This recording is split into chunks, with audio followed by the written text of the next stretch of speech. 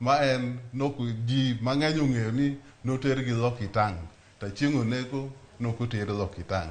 Achieng Oneko notere detention on detention orders mar governor ma ndalo no Evelyn Baring, en notere Manda Island.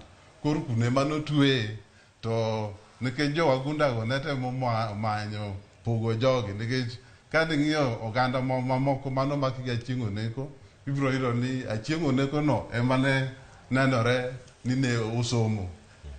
Kendo ka ing'iyo maler, ibiro yudo ni Achieng Oneko nobedo private secretary mar Kenyatta. Koro en ng'at manone jo wagunda ng'eyo ni en ng'at mane riek ji 6 manomakigi, apart from Kenyatta ma already ne nigi degree manosomo e Russia.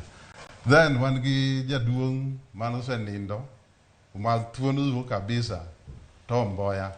Dala Tom Mboya kuma noike be warito kaka national